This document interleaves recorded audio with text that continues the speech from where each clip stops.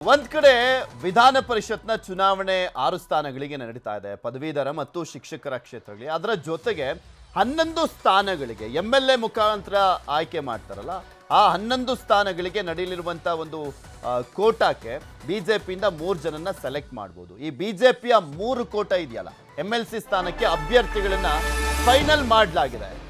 ಯಾರ್ಯಾರ ಹೆಸರು ಅಂತಿಮವಾಗಿದೆ ಅಂತ ನೋಡೋದಾದ್ರೆ, ಮಂಡ್ಯದ ಸಂಸದೆ ಆಗಿರುವಂತ ಸುಮಲತಾ ಅವರ ಹೆಸರು ಅಂತಿಮವಾಗಿದೆ. ರವಿಕುಮಾರ್ ಅವರು ಹಾಲಿ ವಿಧಾನ ಪರಿಷತ್ನ ಸದಸ್ಯರು ಕೂಡ ಹೌದು, ಅವರ ಹೆಸರು ಕೂಡ ಅಂತಿಮವಾಗಿದೆ. ನಾಗರಾಜ್ ಅವರಿಗೂ ಕೂಡ ಟಿಕೆಟ್ ಫಿಕ್ಸ್ ಅಂತ ಹೇಳಲಾಗ್ತಾ ಇದೆ. ನಾಳೆ ಹೈಕಮಾಂಡ್ ನಿಂದ ಅಭ್ಯರ್ಥಿಗಳ ಹೆಸರು ಪ್ರಕಟಗೊಳ್ಳುವಂತ ಸಾಧ್ಯತೆ ಇರುವಂತದ್ದು. ಮಂಡ್ಯ ಬಿಟ್ಕೊಟ್ಟಿದ್ರು ಸುಮಲತಾ ಅಂಬರೀಶ್ ಅವರು. ಆ ಒಂದು ಕ್ಷೇತ್ರವನ್ನ ಬಿಜೆಪಿ JDSಗೆ ಬಿಟ್ಕೊಟ್ಟಿತ್ತು, ಮಂಡ್ಯ ಲೋಕಸಭಾ ಕ್ಷೇತ್ರವನ್ನ. ಆ ಸಂದರ್ಭದಲ್ಲಿ ಅವರಿಗೆ ಭರವಸೆಯನ್ನ ಕೂಡ ಕೊಡಲಾಗಿತ್ತು, ನಿಮಗೆ ಒಳ್ಳೆ ಸ್ಥಾನಮಾನವನ್ನ ಕೊಡ್ತೀವಿ ಮುಂದಿನ ದಿನಗಳಲ್ಲಿ, ಸೊ ನೀವು ನಮ್ಮ ಜೊತೆನೆ ಇರಿ ಅಂತ ಹೇಳಿದಂತ ಹಿನ್ನೆಲೆಯಲ್ಲಿ ಬೇಗನೆ ರೆಸ್ಪಾಂಡ್ ಮಾಡದಂತೆ ಕಾಣಿಸ್ತಾ ಇದೆ ಬಿಜೆಪಿ ಹೈಕಮಾಂಡ್. ಸುಮಲತಾ ಅಂಬರೀಶ್ ಅವರಿಗೆ MLC ಸ್ಥಾನವನ್ನ ಕೊಡುವ ಮುಖಾಂತರ ಅಂತ ಹೇಳಲಾಗ್ತಾ ಇರುವಂಥದ್ದು. ಇದ್ರ ಬಗ್ಗೆ ಇನ್ನಷ್ಟು ಮಾಹಿತಿಯನ್ನ ಕೊಡ್ತಾ ಹೋಗ್ತಾರೆ ನಮ್ಮ ಪ್ರತಿನಿಧಿ ಕೃಷ್ಣ, ನಮ್ಮ ಜೊತೆ ನೇರ ಸಂಪರ್ಕದಲ್ಲಿ ಜಾಯಿನ್ ಆಗ್ತಾ ಇದ್ದಾರೆ.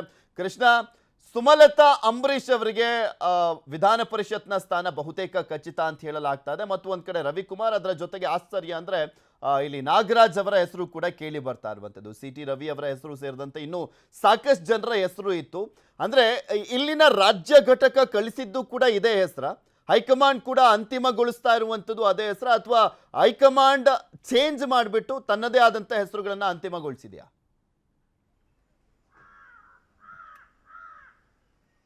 ಪೃಥ್ವಿರಾಜ್, ಈಗಾಗಲೇ ಸಾಕಷ್ಟು ಕುತೂಹಲಕ್ಕೆ ಎಡೆ ಮಾಡಿಕೊಟ್ಟಿತ್ತು ಈ ಒಂದು ಬೆಳವಣಿಗೆ. ರಾಜ್ಯ ಬಿಜೆಪಿಯಿಂದ ಒಂದಷ್ಟು ಜನರ ಹೆಸರುಗಳನ್ನು ಕೂಡ ಹೈಕಮಾಂಡ್ಗೆ ಕಳಿಸ್ಕೊಡ್ಲಾಗಿತ್ತು. ಆದರೆ ಆ ಹೆಸರುಗಳನ್ನು ಬದಲು ಬೇರೆಯವ್ರನ್ನ ಈಗ ಅವಕಾಶವನ್ನು ಹೈಕಮಾಂಡ್ ನಾಯಕರು ಮಾಡಿಕೊಂಡಿರುವಂಥದ್ದು. ಈಗಾಗಲೇ ನಾಗರಾಜ್ ಅನ್ನುವಂಥವ್ರು ಹಿಂದೆ ABVP ಅಧ್ಯಕ್ಷರಾಗಿದ್ದಂಥವ್ರು, ಮತ್ತು KPSC ಕೂಡ ಸದಸ್ಯರಾಗಿದ್ದರು, ಮತ್ತು ಪಕ್ಷದ ಕಾರ್ಯಕರ್ತರಾಗಿ ಕೂಡ ಹುಬ್ಬಳ್ಳಿಯಲ್ಲಿ ಕೆಲಸ ಕೂಡ ಮಾಡಿದಂಥವ್ರು.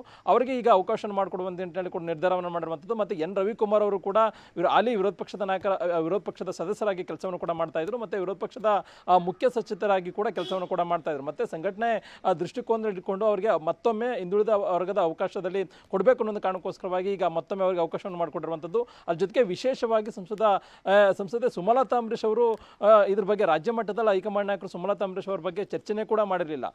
ಬಹುಶಃ ಅವ್ರನ್ನ ಬೇರೆ ಬೇರೆ ದಿನಗಳಲ್ಲಿ ಅವರಿಗೆ ಹೆಸರನ್ನು ಕಳಿಸ್ಕೊಳ್ಳೋಣ ಅನ್ನೋ ನಿರ್ಧಾರಕ್ಕೂ ಕೂಡ ರಾಜ್ಯ ಮಟ್ಟದ ನಾಯಕರು ಬಂದಿದ್ರು. ಮತ್ತೆ ಸುಮಲತಾ ಅಂಬರೀಶ್ ಅವರನ್ನ ಹೆಸರು ಹೊರತುಪಡಿಸಿ ಬೇರೆ ಬೇರೆ ಸುಮಾರು ಹೆಸರುಗಳನ್ನು, ಅಂದ್ರೆ ಪಕ್ಷದ ಕಾರ್ಯಕರ್ತರಿಂದ ಹಿಡಿದು ಕಳೆದ ವಿಧಾನಸಭಾ ಚುನಾವಣೆ ಸೋತಂತವ್ರು ಹಿಡಿದು ಇದೆ ಒಂದಷ್ಟು ಜನರ ಹೆಸರನ್ನ, ಸುಮಾರು 40 ಆಕಾಂಕ್ಷಿಗಳ ಹೆಸರನ್ನು ಕೂಡ ಹೈಕಮಾಂಡ್ ನಾಯಕರಿಗೆ ರವಾನೆಯನ್ನು ಮಾಡಲಾಗಿತ್ತು. ಆದರೆ ಅಂತಿಮವಾಗಿ ಹೈಕಮಾಂಡ್ ನಾಯಕರಿಂದ ಹೈಕಮಾಂಡ್ ಕೋಟಾದ ಅಡಿಯಲ್ಲೇ ಈಗ ಸುಮಲತಾ ಅಂಬರೀಶ್ ಅವರಿಗೆ ವಿಧಾನ ಪರಿಷತ್ ಸದಸ್ಯರಾಗಿ ಈಗಾಗಲೇ ನೇಮಕ ಮಾಡುವಂತ ನಿಟ್ಟಿನಲ್ಲಿ ಕೂಡ ಹೈಕಮಾಂಡ್ ನಾಯಕರು ತೀರ್ಮಾನ ಮಾಡಿರುವಂಥದ್ದು.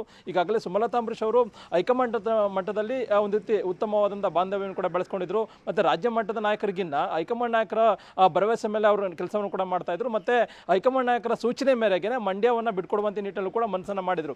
ಇದೆಲ್ಲ ಕಾರಣಕ್ಕೋಸ್ಕರವಾಗಿಯೇ ಅವ್ರಿಗೆ ಹೆಚ್ಚು ಒಂದು ರೀತಿ ಡಿಲೇಯನ್ನು ಮಾಡಿದೆ. ಈಗ ಅಂತಿಮವಾಗಿ ಅವ್ರಿಗೆ ಕೇವಲ ಅಂದ್ರೆ 1 ತಿಂಗಳಲ್ಲಿ ಏನು ಮಂಡ್ಯವನ್ನು ಬಿಟ್ಕೊಟ್ರು, ಕೇವಲ 1 ತಿಂಗಳಲ್ಲೇ ಅವರಿಗೆ ಒಂದು ರೀತಿ ಮತ್ತೊಮ್ಮೆ ಪಕ್ಷದಲ್ಲಿ ಒಂದು ರೀತಿ ಒಂದು ಜವಾಬ್ದಾರಿಯನ್ನು, ಅಂದ್ರೆ ಅಧಿಕಾರವನ್ನು ಕೊಡುವಂತ ನಿಟ್ಟಿನಲ್ಲಿ ಕೂಡ ಹೈಕಮಾಂಡ್ ನಾಯಕರು ಮಾಡಿರುವಂಥದ್ದು. ಆ ಮುಖಾಂತರವಾಗಿ ಸುಮಲತಾ ಅಂಬರೀಶ್ ಅವರನ್ನ ವಿಶ್ವಾಸಕ್ಕೆ ತೆಗೆದುಕೊಂಡು ಒಂದು ರೀತಿ ಪಕ್ಷದಲ್ಲಿ ಬೆಳೆಸುವಂತ ನಿಟ್ಟಿನಲ್ಲಿ ಕೂಡ ಹೈಕಮಾಂಡ್ ನಾಯಕರು ಈಗಾಗಲೇ ಮುಂದಾಗಿರುವಂಥದ್ದು. ಇದು ಈ ಒಂದು ಬೆಳವಣಿಗೆ ರಾಜ್ಯ ಮಟ್ಟದ ಬಿಜೆಪಿಯಲ್ಲಿ ಎಷ್ಟು ಮಟ್ಟಿಗೆ ಕಾರ್ಯಕರ್ತರಿಗೆ ತೃಪ್ತಿ ಅನ್ನುವಂಥದ್ದು ಕಾಣುತ್ತೆ ಅನ್ನೋದು ಕೂಡ ಈಗ ಸಾಕಷ್ಟು ಪ್ರಶ್ನೆ ಆಗಿರುವಂಥದ್ದು. ಯಾಕಂದ್ರೆ ಪೃಥ್ವಿರಾಜ್, ಕಳೆದ ವಿಧಾನಸಭಾ ಚುನಾವಣೆಯಲ್ಲಿ ಸಾಕಷ್ಟು ಸಂಖ್ಯೆಯಲ್ಲಿ ಕೂಡ ಕೆಲಸವನ್ನು ಮಾಡಿದ್ರು, ಮತ್ತೆ ಬೇರೆ ಬೇರೆ ಹೆಸರುಗಳನ್ನು ಕೂಡ ಕಳಿಸಿಕೊಡ್ಲಾಗಿತ್ತು. ಅಂತಿಮವಾಗಿ ಆ ಎಲ್ಲ ಹೆಸರುಗಳನ್ನ ಬದಿಗೊತ್ತು ಈಗ ಈ ಹೆಸರುಗಳನ್ನ ಮಾಡಿದರೆ ಬಹುಶಃ ಇದು ಒಂದು ರೀತಿ ಬೇರೆ ಬೇರೆ ಅಸಮಾಧಾನಕ್ಕೂ ಕೂಡ ಕಾರಣವಾಗುವಂತ ಸಾಧ್ಯತೆ ಇರುವಂಥದ್ದು. ಪೃಥ್ವಿರಾಜ್, ನೋಡೋಣ ಈ ಟಿಕೆಟ್ ನೇಮ್ಗಳು, ಅಂದ್ರೆ ಇವರ ಹೆಸರುಗಳು ಅಂತಿಮವಾದ ಬಳಿಕ ಬಿಜೆಪಿಯಲ್ಲಿ ಯಾವ ರೀತಿಯಾಗಿ ಅಸಮಾಧಾನ ಸ್ಫೋಟಗೊಳ್ಳುತ್ತೆ ಅನ್ನುವಂಥದ್ದನ್ನ. ಧನ್ಯವಾದ ಕೃಷ್ಣ ನಿಮ್ಮೆಲ್ಲ ಮಾಹಿತಿಗಾಗಿ.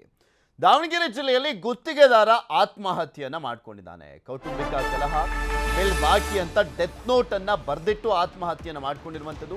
KRIDL ನಲ್ಲಿ ಬಿಲ್ ಬಾಕಿ ಇರುವಂಥದ್ದು ಕಾರಣ ಅಂತೆ. ಹಿಂದೆ ನೋಡಿದ್ವಿ, ಈಗಷ್ಟೇ ದೊಡ್ಡ ಮಟ್ಟದಲ್ಲಿ ಚರ್ಚೆ ಆಗ್ತಾ ಇರುವಂತ ಪ್ರಕರಣ ಅಂದ್ರೆ ಅದು ಚಂದ್ರಶೇಖರನ್ ಅವರ ಸಾವು ಪ್ರಕರಣ. ವಾಲ್ಮೀಕಿ ಅಭಿವೃದ್ಧಿ ನಿಗಮದ ಅಧಿಕಾರಿಯಾಗಿದ್ದಂಥ ಚಂದ್ರಶೇಖರನ್ ಅವರ ಸಾವು ದೊಡ್ಡ ಮಟ್ಟದಲ್ಲಿ ಸದ್ದು ಆಗ್ತಾ ಇದೆ, ರಾಜಕೀಯ ಅಸ್ತ್ರ ಆಗಿರುವಂಥದ್ದು. ಈ ಸಂದರ್ಭದಲ್ಲಿ ಮತ್ತೊಬ್ಬ ಅಧಿಕಾರಿ ಅಲ್ಲ ಇವರು ಕಾಂಟ್ರಾಕ್ಟರ್, ಇವರು ಸಾವನ್ನಪ್ಪಿದ್ದಾರೆ. ಚನ್ನಗಿರಿ ತಾಲೂಕಿನ ಸಂತೆಬೆನ್ನೂರಿನಲ್ಲಿ ಈ ಘಟನೆ ನಡೆದಿದೆ. PS ಗೌಡರ್ ಎಂಬ ಗುತ್ತಿಗೆದಾರ ಸೂಸೈಡ್ ಅನ್ನ ಮಾಡ್ಕೊಂಡಿರುವಂಥದ್ದು.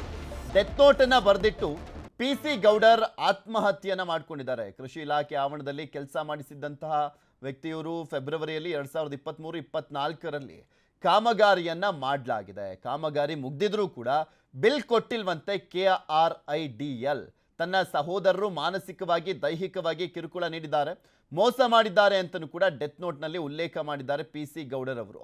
ತಮ್ಮ ಆತ್ಮಹತ್ಯೆಗೆ ಮೊದಲ ಕಾರಣ ತಮ್ಮ ಹಿರಿಯ ಸಹೋದರ ನಾಗರಾಜ್, ಎರಡನೇ ಕಾರಣ ಕಿರಿಯ ಸಹೋದರ ಶ್ರೀನಿವಾಸ್ ಅಂತ ಉಲ್ಲೇಖವನ್ನ ಮಾಡಿದ್ದಾರೆ. ಇದೇ ವೇಳೆ ತಮ್ಮ ಆತ್ಮಹತ್ಯೆಗೆ ಮೂರನೇ ಕಾರಣವಾಗಿ KRIDLನ ಬಿಲ್ ಬಾಕಿ ಉಳಿಸಿಕೊಂಡಿದ್ದಾರೆ. ಪತಿಯ ಆತ್ಮಹತ್ಯೆ ಸಂಬಂಧ ಮೃತ PS ಗೌಡರ್ ಪತ್ನಿ ವಸಂತಕುಮಾರಿ ಸಂತೆಬೆನ್ನೂರು ಪೊಲೀಸ್ ಠಾಣೆಯಲ್ಲಿ ದೂರನ್ನ ದಾಖಲಿಸಿದ್ದಾರೆ. ಈ ಹಿಂದೆ ಬೆಳಗಾವಿ ಗ್ರಾಮಾಂತರ ಕ್ಷೇತ್ರದ ಸಂತೋಷ್ ಪಾಟೀಲ್ ಅವರು ಕಾಂಟ್ರಾಕ್ಟರ್ ಆತ್ಮಹತ್ಯೆಯನ್ನ ಮಾಡಿಕೊಂಡಿದ್ರು. ಅವರ ಡೆತ್ ನೋಟ್ನಲ್ಲಿ ಉಲ್ಲೇಖ ಎಲ್ಲ ಮಾಡಿದ್ರು. ತದನಂತರ ಈಶ್ವರಪ್ಪನವರು ರಾಜೀನಾಮೆಯನ್ನ ಕೊಡುವಂತ ಪರಿಸ್ಥಿತಿ ನಿರ್ಮಾಣವಾಗಿತ್ತು. ಈಗ ಇಲ್ಲಿ ಕಾಂಟ್ರಾಕ್ಟರ್ ಒಬ್ಬರು ಸಾವನ್ನಪ್ಪಿದ್ದಾರೆ. ಇದ್ರ ಬಗ್ಗೆ ಮತ್ತಷ್ಟು ಮಾಹಿತಿಯನ್ನ ಕೊಡ್ತಾ ಹೋಗ್ತಾರೆ ನಮ್ಮ ದಾವಣಗೆರೆಯ ಪ್ರತಿನಿಧಿ ಸಂಜಯ್ ನಮ್ಮ ಜೊತೆ ದೂರವಾಣಿ ಸಂಪರ್ಕದಲ್ಲಿ ಜಾಯಿನ್ ಆಗ್ತಾರೆ. ಸಂಜಯ್, ಈ ಸಾವಿನ ಪ್ರಕರಣಕ್ಕೆ ಸಂಬಂಧಪಟ್ಟಂತೆ ಏನೇನೆಲ್ಲ ಮಾಹಿತಿ ಸಿಗ್ತಾ ಇದೆ? ಬಿಕಾಸ್ ಅವರ ಸಹೋದರರ ಮೇಲೆ ಆರೋಪ ಮಾಡಲಾಗಿದೆ, ಅದರ ಜೊತೆಗೆ KRIDL ಮೇಲೂ ಕೂಡ ಆರೋಪವನ್ನು ಮಾಡಲಾಗಿರುವಂಥದ್ದು. ಹೌದು ಪೃಥ್ವಿರಾಜ್, ಏನು ಕಳೆದ 26ನೇ ತಾರೀಕು ಏನು ಒಂದು ಘಟನೆ ನಡೆದಿರುವಂತದ್ದು ದಾವಣಗೆರೆ ಜಿಲ್ಲೆ ಚನ್ನಗಿರಿ ತಾಲೂಕಿನ ಒಂದು ಸಂತೆಬೆನ್ನೂರಿನಲ್ಲಿ. ಏನು ಈತ PS ಗೌಡ್ರ ಅಂತ ಏನಿರ್ತಾನೆ, ಈತ ಒಂದು ಜಮೀನುಗಳನ್ನ ಮಾಡ್ಕೊಂಡು ಇರ್ತಾರೆ. ಅದ್ರ ಜೊತೆಗೆ ಸಬ್ ಕಾಂಟ್ರಾಕ್ಟ್ಗಳನ್ನ ತಗೊಂಡು ಸ್ವಲ್ಪ ಸಣ್ಣ ಪುಟ್ಟ ಕೆಲಸಗಳನ್ನು ಕೂಡ ಮಾಡಿಸ್ತಾ ಇರ್ತಾರೆ. ಅದೇ ರೀತಿ KRIDL ನ ಒಂದು ಏನು ಲ್ಯಾಂಡ್ ಆರ್ಮಿ ಒಳಪಟ್ಟಂತೆ ಅದರದ ಒಂದು ಸಣ್ಣ ತುಂಡು ಗುತ್ತಿಗೆಯನ್ನ ಒಂದು 5 ಲಕ್ಷ ರೂಪಾಯಿಗೆ ಒಂದು ಕಾಂಟ್ರಾಕ್ಟ್ ಅನ್ನು ಹಿಡ್ಕೊಂಡು ಏನು ರೈತ ಸಂಪರ್ಕ ಕೇಂದ್ರದ ಮುಂಭಾಗದಲ್ಲಿ ಒಂದು ಸಿಮೆಂಟ್ ಅಂಗಳವನ್ನ ನಿರ್ಮಿಸುವಂತ ಕೆಲಸವನ್ನ ಮಾಡಿರ್ತಾರೆ. ಅದು ಕೆಲಸವನ್ನ ಮಾಡಿ ಒಂದು ವರ್ಷದ ಮೇಲೆ ಒಂದು 4 ತಿಂಗಳಾಗಿರುತ್ತೆ, ಆದ್ರೂ ಕೂಡ ಬಿಲ್ ಆಗಿರಲ್ಲ. ಅದಕ್ಕೋಸ್ಕರ ಸ್ನೇಹಿತರ ಹತ್ರ ಒಂದಿಷ್ಟು ಸಾಲವನ್ನು ತೆಗೆದಿರ್ತಾರೆ. ಅದಲ್ಲದೆ ಕೂಡ ಮನೆಯಲ್ಲಿ ಒಂದು ಚಿನ್ನಾಭರಣವನ್ನು ಕೂಡ ಅಡ ಇಟ್ಟಿರ್ತಾರೆ. ಹೀಗಾಗಿ ಸ್ನೇಹಿತರದು ಸ್ವಲ್ಪ ಸಾಲವನ್ನ ಹಿಂದಿರುಗಿಸುವಂತೆ ಸಾಕಷ್ಟು ಅವರದ್ದು ಒಂದು ಒತ್ತಡ ಜಾಸ್ತಿ ಆಗಿತ್ತು. ಹಾಗಾಗಿ ಸಾಕಷ್ಟು ಮನನೊಂದಿದ್ರು ಅವರು ಅಂತ ಹೇಳಿ ಈಗ ಪತ್ನಿಯವರು ಹೇಳಿರುವಂತದ್ದು. ಈ ಹಿನ್ನೆಲೆಯಲ್ಲಿ ಈಗ ಸದ್ಯ ಅಧಿಕಾರಿಗಳು ಸಹ ಎಷ್ಟು ಬಾರಿ ಮನವಿ ಮಾಡ್ಕೊಂಡ್ರು ಕೂಡ ಯಾವುದೇ ಬಿಲ್ ಮಾಡ್ಲಿಕ್ಕೆ ಹಿಂದೆ ಮುಂದೆ ನೋಡ್ತಿದ್ರು. ಸಂಪೂರ್ಣವಾಗಿ ಕಾಮಗಾರಿ ಮುಗಿದಿದ್ರು ಕೂಡ ಬಿಲ್ ಅನ್ನ ಕೊಟ್ಟಿಲ್ಲ ಅಂತ ಹೇಳಿ ಒಂದಿಷ್ಟು ಉಲ್ಲೇಖ ಮಾಡಲಾಗಿದೆ. ಅದಲ್ಲದೆ ಕೂಡ ಈತ ಬಿಜೆಪಿಯಲ್ಲಿ ಇದ್ರು, ಬಿಲ್ ಆಗದ ಕಾರಣಕ್ಕೋಸ್ಕರ ಕಾಂಗ್ರೆಸ್ ಪಕ್ಷಕ್ಕೂ ಕೂಡ ಸೇರಿ MLA ಅವರು ಕೂಡ ಜೊತೆ ಮಾತಾಡಿ ಬಿಲ್ ಮಾಡಿಸ್ಕೊಡುವಂತೆ MLA ಕೂಡ ಭೇಟಿ ಮಾಡಿ ಶಿವಗಂಗಾ ಬಸವರಾಜ್ ಅವರ ಹತ್ರ ಮಾತುಕತೆ ಕೂಡ ಮಾಡಿದ್ರು. ಕೆಲವೇ ದಿನಗಳಲ್ಲಿ ಬಿಲ್ ಮಾಡಿಸ್ತೀವಿ ಅಂತ ಹೇಳಿದ್ರು. ಆದ್ರೆ ಈ ಕೈ ಸಾಲ ಪಡೆದುಕೊಂಡಿದ್ದ ಸ್ನೇಹಿತರಿಂದ ಸಾಕಷ್ಟು ಒತ್ತಡ ಆಗಿತ್ತು. ಹಾಗಾಗಿ ನಮ್ಮ ಪತಿಯವರು ಆತ್ಮಹತ್ಯೆ ಮಾಡ್ಕೊಂಡಿದ್ದಾರೆ ಅಂತ ಹೇಳಿ ಈಗ ತಿಳಿದು ಬಂದಿದೆ ಪೃಥ್ವಿರಾಜ್. ಓಕೆ, ಧನ್ಯವಾದ ಸಂಜಯ್ ನಿಮ್ಮೆಲ್ಲ ಮಾಹಿತಿಗಾಗಿ.